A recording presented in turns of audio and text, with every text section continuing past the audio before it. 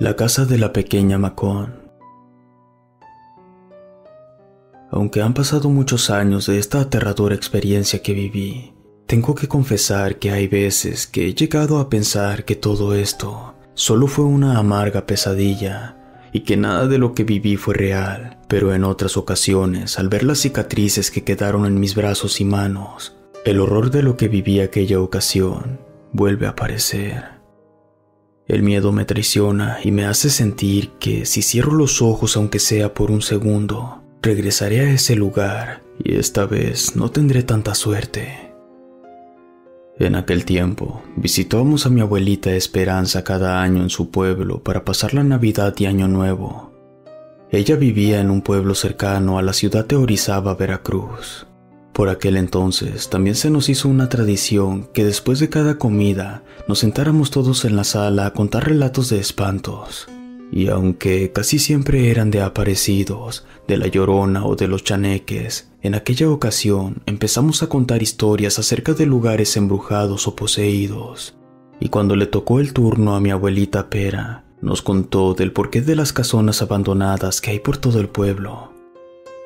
Nos dijo que hace mucho tiempo llegaron muchas familias españolas y francesas de Europa. La mayoría eran políticos o militares con muchísimo dinero y oro, mismas que se adueñaron a la mala de casi todas las tierras, matando y haciendo sufrir a mucha gente sin importarles si eran mujeres, niños o viejos. Se apropiaron de todo lo que quisieron, y no conformes con ello, construyeron sus enormes y lujosas haciendas sobre los mismos camposantos de los habitantes del pueblo, sin siquiera respetar su descanso eterno. Y así fue por mucho tiempo, hasta que un día las mujeres del pueblo, hartas de tantas muertes, decidieron arremeter con machete en mano contra esas familias asesinadas. Doblegaron a los guardias y entraron a sus casas destrozando todo a su paso, y haciéndolas huir a todas ellas de sus haciendas, sin darles tiempo de nada, ni siquiera para recoger sus pertenencias personales, mucho menos su dinero y oro, y casi todas lograron escapar en medio de la confusión. Toda menos una. La gente la conocía como la familia Macón. El señor de la casa era un coronel del ejército, quien huyó cobardemente en cuanto cayó su guardia personal. Pero quienes no tuvieron tiempo de escapar fue la señora y sus dos pequeñas hijas, quienes murieron dentro de la casa bajo la rabia de aquellas mujeres enardecidas por el dolor de sus muertos. Muchas gentes juraron por años que los gritos de ayuda de la mujer y sus niñas se escucharon por todo el pueblo, pero nadie se atrevió a auxiliarlas, y cuando la furia de aquel levantamiento fue bajando, aquellas mujeres se dieron cuenta de la atrocidad que habían cometido contra unas inocentes y decidieron enterrarlas ahí mismo, en alguno de los tantos jardines de la casa, dándoles una sepultura clandestina a los restos de aquella desdichada familia. Con el tiempo, muchas de estas casonas quedaron abandonadas a la buena de Dios y fueron lugares de rapiña y saqueos, ya que muchas gentes de otros pueblos o de más lejos venían con la idea de encontrar todo ese oro del que se contaba en las historias de lo que sucedió aquí un día.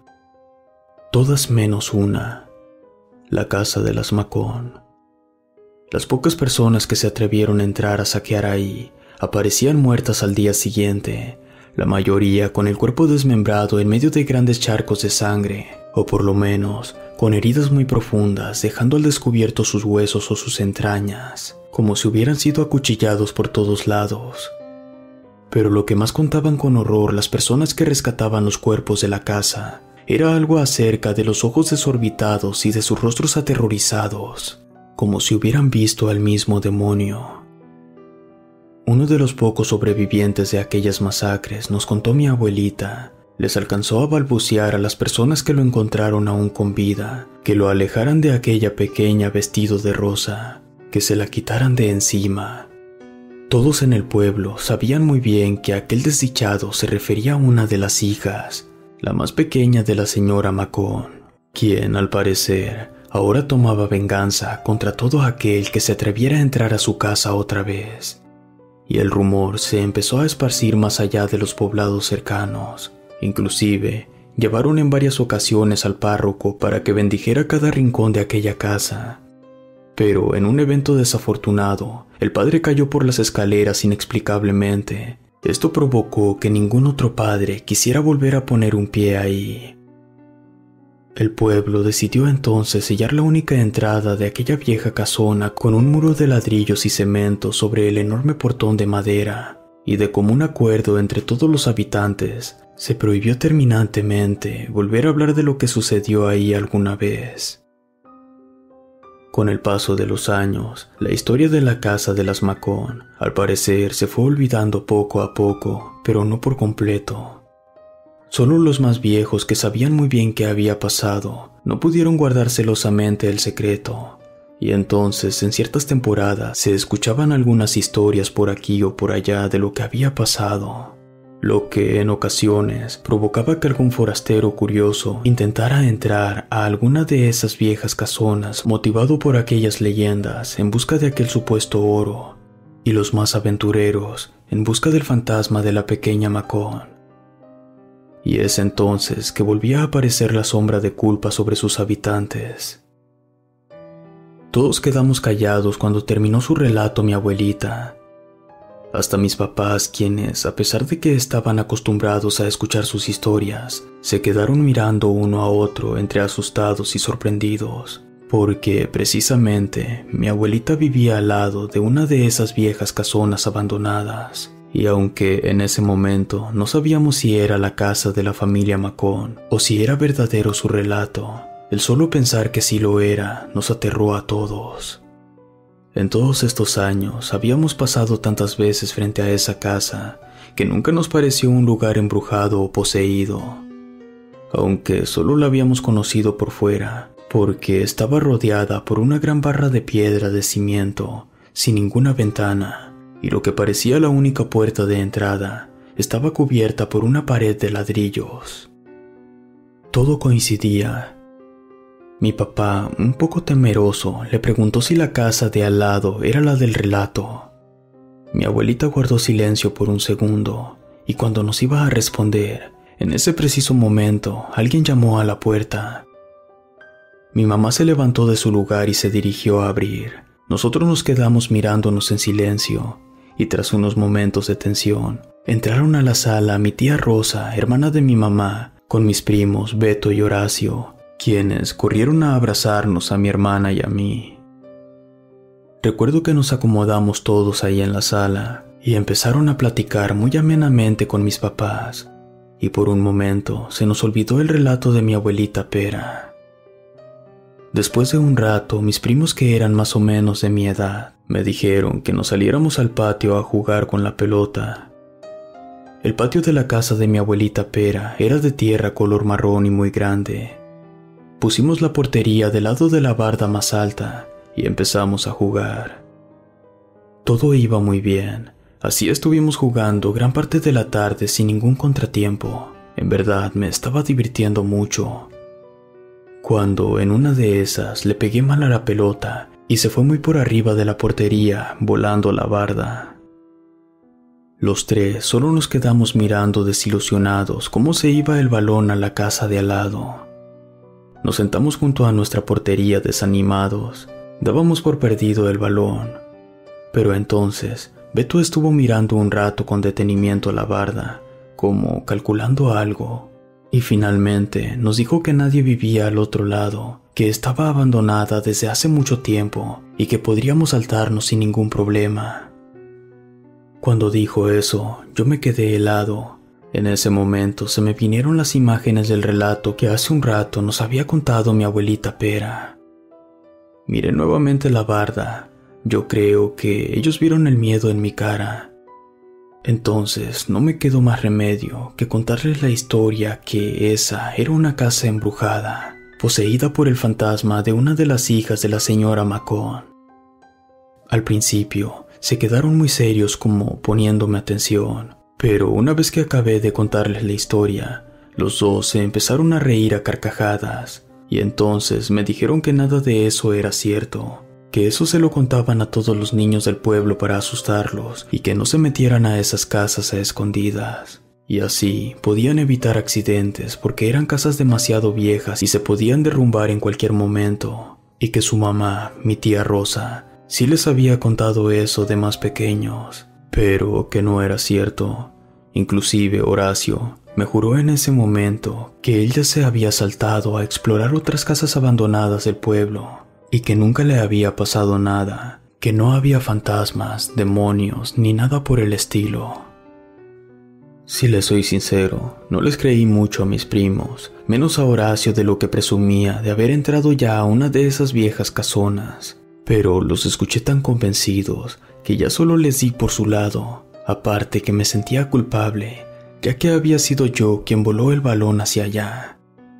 Ya no lo pensé más, les pedí que me ayudaran para subirme a la barda, y así entre los dos me empujaron hacia arriba con sus manos. Yo apenas si alcancé a sujetarme con la punta de los dedos de la orilla de la barda vecina, la que suponía era la casa de las Macón, y poco a poco me fui subiendo. Una vez que ya estuve arriba, me agaché y estiré mi brazo para alcanzar a Horacio, quien ya se apoyaba en Beto para alcanzarme. Desde ahí arriba, empezamos a caminar sobre la barda de piedra de aquella casa abandonada buscando nuestro balón. Era una barda muy ancha y los dos cabíamos sin ningún problema. Desde ahí arriba pudimos ver que en verdad era una casona muy grande, pero no alcanzábamos a ver hasta dónde terminaba, porque había un gran huerto en la parte de atrás que se confundía con el bosque y la vegetación del monte. Y en el primer piso había muchos balcones, y de lo que supuse que era la pared de ladrillo que veíamos desde la calle, había un gran portón de madera ya muy vieja y gastada. Todos los muros estaban tan descarapelados y tan cuarteados que parecía que estaba a punto de derrumbarse. Ya en algunas partes de la fachada se habían caído pedazos de pared. En el centro de la entrada, entre el portón y la planta baja, había una gran fuente redonda de piedra, con un querubín en el centro, cercada por lo que fuera alguna vez un jardín, pero con el forraje y la hierba demasiado crecidas. En verdad, sentí un escalofrío que me recorrió todo el cuerpo al pensar que tenía que entrar a aquella casa. Fue Horacio quien vio el balón. Había roto una ventana en uno de los balcones y estaba al fondo de una de las habitaciones del primer piso. Supongo que pensó lo mismo que yo. El tener que entrar a esa tétrica casona, porque me miró con un gesto de miedo en su rostro que ni siquiera pudo disimular. Yo estaba decidido y sin pensarlo mucho, le dije que yo iría, pero que me esperara ahí para que me ayudara a subir de nuevo. Me agradeció con la mirada y asentando la cabeza, y me empecé a descolgar lentamente hacia el otro lado, pero la barda era muy alta y al final tuve que dejarme caer. Al pisar aquella tierra, sentí como mis pies se hundieron como si hubiera caído sobre mucha paja. A cada paso que daba, mis pies se hundían más y más y se enterraban como si estuviera caminando sobre arena, pero no podía ver el suelo, ya que el pasto me llegaba un poco más arriba de las rodillas. Así tuve que caminar paso a paso, desenterrando y enterrando mis pies una y otra vez sobre aquel suelo fangoso. Avancé muy lento. Ya había cruzado casi la mitad de aquello que parecía el jardín hacia la única puerta de entrada, cuando de pronto sentí unas patitas que subían por mi pierna derecha. En eso descubrí horrorizado que tenía una araña del tamaño de mi puño en mi muslo. Intenté sacudírmela, pero entonces apareció otra en mi rodilla y otra más en mi cintura. Aterrado, seguí dándoles manotazos a diestra y siniestra, y en cuanto sentí que se me cayeron, corrí despavorido tratando de salir de aquel jardín hacia donde estaba la puerta principal. En mi loca carrera, casi me estrello de frente contra la fuente, pero pude esquivarla y logré por fin salir de aquel forraje. Me recargué de espaldas contra el muro junto a aquella puerta de madera de la entrada, tratando de recuperar el aliento. Y todavía alcancé a ver aterrado cómo aquellas enormes arañas regresaban y se perdían nuevamente entre la hierba de aquel jardín. De manera automática, volteé hacia la barda por el lugar por donde había bajado, en donde todavía seguía Horacio, quien me miraba muy espantado sin decirme nada. Le hice una señal con la mano para indicarle que todo estaba bien. Una vez que recuperé el aliento, me paré frente a aquella puerta y la empujé con fuerza. Se abrió suavemente junto con el rechinar de sus bisagras. Adentro estaba muy oscuro y me llegó un olor a podrido que casi me hizo vomitar. La verdad, estuve a punto de dar media vuelta y regresarme, pero tenía que recuperar el balón de mis primos. Apenas pude dar unos cuantos pasos hacia adentro de aquella casa, cuando la puerta se azotó detrás de mí y todo quedó completamente oscuro. Yo me regresé corriendo asustado para tratar de abrirla, y fue cuando sentí un golpe muy fuerte en mi cabeza. Mi cuerpo se desguanzó y sentí cómo me caía al piso. La verdad, no sé cuánto tiempo estuve inconsciente. Recuerdo que desperté en una habitación oscura en penumbra. Los pocos muebles que alcancé a ver en la oscuridad parecían muy antiguos y todo el ambiente olía mucho a madera podrida. Todo parecía tan descuidado y polvoroso, como si hubiera sido abandonado desde hace mucho tiempo. Estaba recostado sobre un sillón rojo muy viejo, con la tapicería rota y algunas maderas de afuera. Me enderecé y miré todo a mi alrededor desconcertado. Traté de entender cómo había llegado hasta ahí. Recuerdo que me paré en medio de aquella habitación y empecé a temblar de frío. Por instinto, di algunos pasos hacia adelante, y en ese momento distinguí una pequeña ventana delante de mí. Me acerqué poco a poco temeroso. En medio de aquel silencio, solo podía escuchar cómo crujía aquel piso de madera debajo de mis pies. Hice a un lado una de las cortinas sucias que tapaba aquella ventana, y descubrí con sorpresa que ya había anochecido. Pensé en salirme por ahí, pero era demasiado pequeña y tenía los barrotes demasiado juntos. Era imposible. Aparte que no logré reconocer nada del paisaje que pude ver detrás de aquellos vidrios sucios. Me pareció que era la parte trasera de la casona, pero no sabía en realidad dónde estaba. Me di media vuelta y comencé a caminar buscando una puerta. Pude encontrar una perilla. La intenté girar varias veces, pero parecía que estaba trabada. Me empecé a desesperar y lo intenté otra vez con más fuerza, hasta que algo tronó y por fin se abrió aquella puerta. Apareció ante mis ojos un pasillo muy largo y angosto sin una sola ventana. Solo había algunas pinturas sobre las paredes de paisajes y de retratos muy antiguos. Empecé a caminar. Tenía que salir de ahí de alguna manera. El pasillo no estaba tan oscuro como la habitación en la que desperté, así que apreté un poco más el paso mientras miraba sin querer aquellos cuadros colgados a los costados. Algunos de ellos me parecieron muy macabros, pero hubo uno en particular que me hizo detenerme. En él había lo que parecía una familia, en donde aparecía una mujer y un hombre sin cabeza. Ella con un vestido elegante color blanco, escurriéndose sangre por los hombros, y él con uniforme militar. Ambos abrazando a dos niñas pequeñas, una de ellas sin brazos, con la cara retorcida de dolor, y la otra niña sin parte de su rostro, dejando al descubierto el hueso de su mandíbula. El solo verlo me erizó la piel y reanudé la marcha. No sé cuánto tiempo pasó, pero ese pasillo ya se me había hecho eterno. Parecía no tener fin. El silencio por unos momentos era ensordecedor. En ciertas ocasiones solo escuchaba el crujir de mis pasos sobre aquel piso de madera podrida, y en otras solo escuchaba el sonido de mi respiración agitada y el de mi corazón acelerado latiendo tan fuerte en mi pecho que parecía que estaba a punto de estallar. Seguí caminando otro rato, hasta que por fin se terminó ese pasillo y entré a una habitación que parecía muy amplia, al menos donde me permitía ver la penumbra. Sentí una brisa helada en todo mi cuerpo y me detuve por un momento.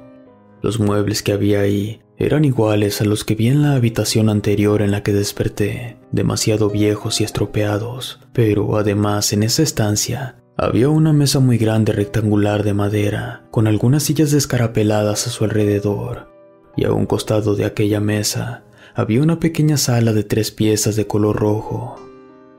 También alcancé a ver varios cuadros muy grandes adornando las paredes de aquella sala. Me di cuenta que en uno de ellos estaba la misma familia que vi en el pasillo, pero esta vez sí pude ver el rostro de la mujer y del hombre. Parecían extranjeros de cabellos rubios al igual que las niñas. En ese momento empecé a temblar. No pude evitar estremecerme. Caí en cuenta que el relato de mi abuela Pera era verdadero. Yo estaba en la casa de la familia Macón. Me dio un ataque de pánico, sentí que me faltaba el aire y un inmenso cosquilleo en mis brazos. En realidad pensé que moriría ahí, pero traté de tranquilizarme. Ya un poco más sereno, continué buscando con la mirada alguna salida, pero fue inútil. Estaba atrapado en aquella casa. Entonces empecé a sentir una sed desesperante. Tenía la boca muy seca y amarga, pero seguí caminando hasta que llegué a aquella sala roja a un costado de la mesa. Pensé en detenerme aunque fuera un segundo. Me sentía muy agotado y quería descansar por un momento, pero lo dudé. En verdad, no tenía noción de cuánto tiempo había transcurrido desde que llegué ahí, y por supuesto, era más mi miedo y mi desesperación por salir de esta casa maldita que mi cansancio. Así que seguí caminando, pero al pasar aquella sala, todo empezó a estar tan oscuro otra vez que apenas se podía ver menos de un paso al frente. Empecé a marchar a tientas muy despacio, extendiendo mis brazos para no tropezarme con algún mueble, hasta que por fin mis pies se llegaron a topar con lo que parecía un escalón. Extendí mi mano y encontré un barandal. Era una escalera. Intenté agarrarme de ahí, pero fue una mala idea. Solo rozar aquella superficie con mis dedos me provocó una sensación más que desagradable. Había algo pegajoso sobre ese barandal. Al acercar mis dedos a mi rostro para tratar de saber qué era, me llegó un olor tan repulsivo que me llegó la náusea y empecé a vomitar. Solo acerté a recargarme de espaldas contra la pared mientras mi estómago se vaciaba. Me enderecé como pude y empecé a sudar frío. Sentí todo mi cuerpo tembloroso y en especial las piernas, todas desguanzadas y nada de fuerza. Llegó un momento en que creí que en verdad se me doblarían. Así permanecí recargado contra aquella pared por unos minutos más, hasta que finalmente me sentí un poco más recuperado. Di un par de pasos y me paré al tope con aquel peldaño que parecía el inicio de aquella escalera recubierta con aquella sustancia viscosa que me provocaba náusea todavía. Afuera se escuchaba el viento. Escuché cómo ramas de árboles chocaban contra las paredes y la techumbre de aquella vieja casona. Soplaba tan fuerte que parecía que en cualquier momento podía derribarla. Cuando de pronto, una fuerte ráfaga dejó al descubierto un rayo de luz que provenía desde un costado del techo. Este alumbró un poco más aquella estancia. Entonces pude ver completamente la escalera frente a mí. Descubrí con asco que aquella sustancia viscosa de color rojizo, embarrada en el barandal y los peldaños, era sangre. Contemplé aquella escalera de arriba a abajo. Muchas dudas me asaltaron sobre subir y seguir explorando ese maldito lugar, pero no había de otra.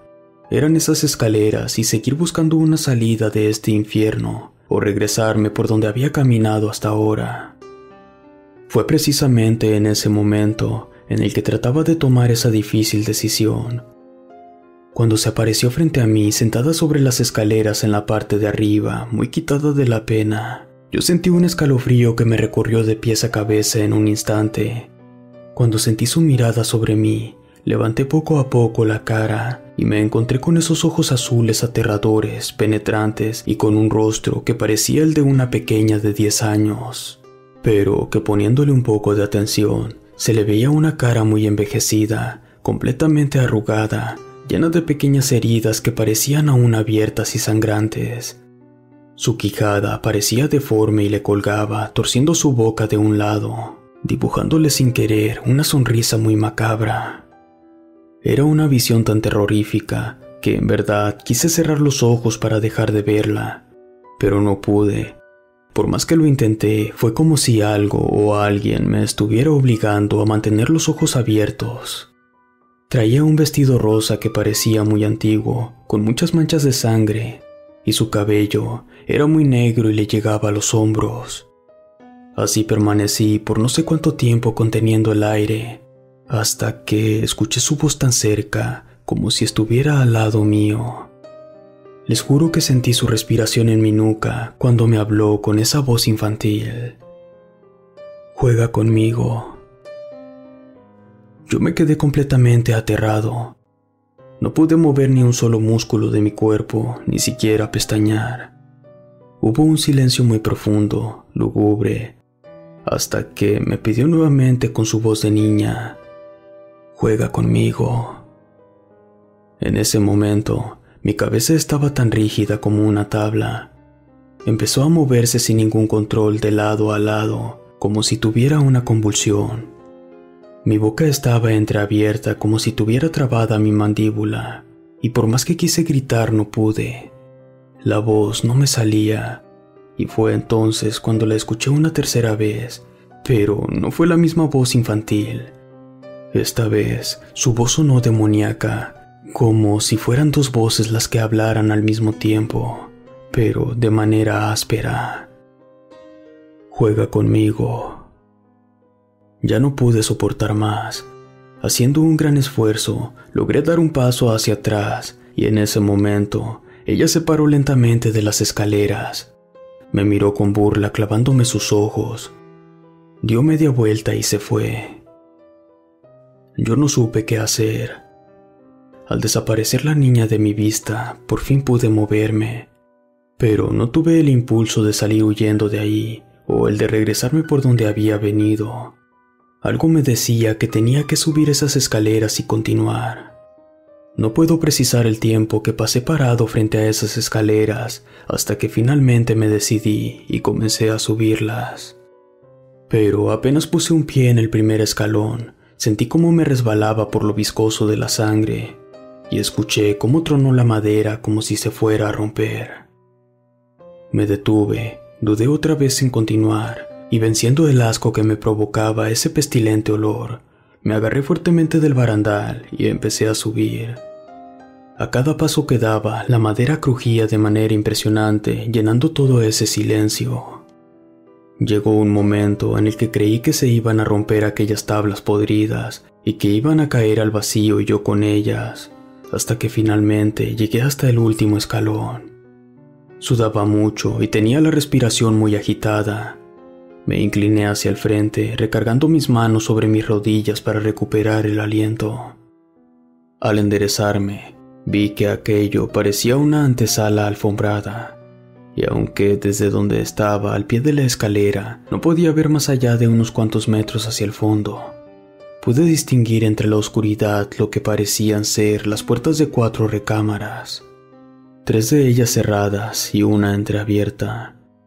Y en ese momento, mientras miraba esa última puerta, esta se cerró de golpe, el eco rebotó por todos los rincones de la casona, y yo salté del susto. No sé qué me impulsó a hacerlo, pero empecé a caminar despacio sobre aquella alfombra, hacia esa puerta que acababa de azotarse. Parecía que me llamaba. Me paré frente a ella y estiré el brazo hacia aquella perilla oxidada. Fue cuestión de nada. Escuché un crujido muy fuerte y sentí cómo el piso se abría a mis pies. Desesperado, traté de impulsarme con mi otro brazo hacia arriba, pero al levantar la mirada, vi los zapatos y la parte del vestido rosa de aquella niña. En su mano parecía llevar una navaja o un cuchillo, del cual parecía escurrir sangre. Totalmente aterrorizado, no pude más y me solté. Fue como caer en la nada. Volví a sentir como mi corazón latía muy deprisa y el aire se me iba de mis pulmones. Seguí cayendo por varios segundos. En verdad pensé que iba a morir. Cerré los ojos, los apreté muy fuerte y fue cuando sentí aquella sensación de que chocaría contra el fondo de aquel abismo. Estiré los brazos por instinto para recibir el golpe, Caí de costado sobre aquel piso de tierra. El impacto me sacó todo el aire del estómago y escuché cómo tronaba y se rompía algo dentro de mí. Tras el golpe no podía respirar. Desesperado, trataba de jalar el aire a grandes bocanadas. Me estaba ahogando. Y la vista se me empezó a nublar. Todo empezó a oscurecerse. Sentí que perdía el conocimiento, pero aún así, escuché que a lo lejos alguien gritaba mi nombre. Tras un segundo angustiante, reconocí aquella voz. Era mi papá. Abrí los ojos esperanzado, pero lo único que apareció frente a mí fue aquel rostro descarnado de la pequeña Macón. Al tiempo que sentía que algo se enterraba en mis brazos y mi pecho, como unas garras filosas abriéndome la piel, sentí cómo escurría la sangre por todo mi cuerpo y cómo se empapaba toda mi ropa. Y entonces empecé a convulsionarme. Todo se volvió borroso y perdí la conciencia. Cuando pude volver a abrir los ojos, lo primero que vi fue el rostro de mi papá que me llevaba cargando entre sus brazos. Recuerdo que corría desesperado por aquella estancia que hace algunos minutos yo había pasado. Ahí estaba la pequeña sala roja, la mesa rectangular y los retratos de la familia Macón en la pared. Siguió corriendo mientras me decía que todo iba a estar bien, y por fin pudimos salir de aquella casa maldita hacia el jardín. En ese momento, escuché los gritos desesperados de mi mamá, pero no podía verla. Mi papá me puso en el suelo junto a la fuente, y entonces escupió una gran bocanada de sangre. Llegaron mis primos y unos vecinos de mi abuelita Pera. A lo lejos, me pareció escuchar una ambulancia. Me cargaron entre mi papá y los vecinos.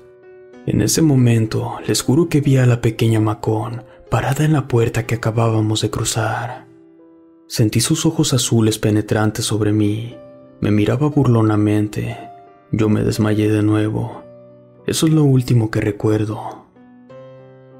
Por la gravedad de mis heridas, tuvieron que trasladarme a la capital del estado, a Jalapa.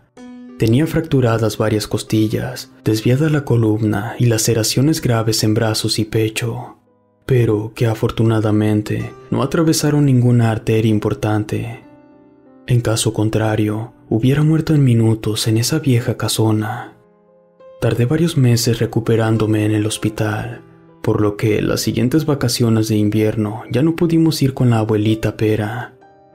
Lo más triste de esta situación es que ella murió en febrero del año siguiente. Los médicos nos dijeron que fue por causa de un paro cardíaco, pero yo estoy seguro que fue esa pequeña Macón quien se la llevó, buscando satisfacer su sed de venganza contra los habitantes del pueblo. Cuando fuimos al funeral, pasamos frente a aquella casa maldita. No pude evitar estremecerme, y aunque evité mirarla, empecé a sentir que el aire me faltaba. Mi mamá se dio cuenta y me abrazó muy fuerte. Mis papás nunca me creyeron nada de lo que les conté, o tal vez no quisieron creerme. Me dijeron que me había sugestionado por lo que mi abuelita Pera nos había contado unas horas antes de que sucediera la desgracia, y lo que había pasado en realidad es que se habían derrumbado las viejísimas escaleras de madera por las que había intentado subir buscando el balón de mis primos, y que todas las heridas que tenía habían sido provocadas por esa fatal caída, que fue un milagro que no me hubiera aplastado ninguno de los maderos grandes. Y fue todo lo que se dijo. Para ellos esto no había sido más que un lamentable accidente, pero yo sabía que lo que me había pasado era real, que en verdad lo había vivido. Después de salir del hospital, empecé a tener muchas pesadillas con la pequeña Macón. Entonces me despertaba gritando y llorando hasta que lograban calmarme. Mis papás tuvieron que llevarme a muchos médicos y especialistas, hasta que finalmente me mandaron con el psiquiatra.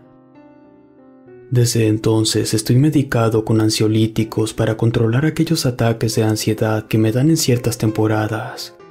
Nunca más se volvió a hablar en la familia de lo sucedido ese día. La muerte de mi abuelita Pera nos afectó mucho a todos, principalmente a mi papá. Nuestras visitas al pueblo se fueron haciendo cada vez menos con los años, y cuando llegamos de visita, evitábamos quedarnos en la casa de mi abuelita, por lo que llegábamos casi siempre a un hotel o en otras ocasiones a casa de mi tía Rosa, hasta que definitivamente dejamos de ir. Hoy a la distancia todo eso parece un mal recuerdo, pero aún hay días en que tengo mucho miedo y algunas noches siento que si cierro los ojos, aunque sea por un segundo, la pequeña Macón regresará y esta vez nadie podrá ayudarme. Relato escrito y adaptado por Luis Martínez.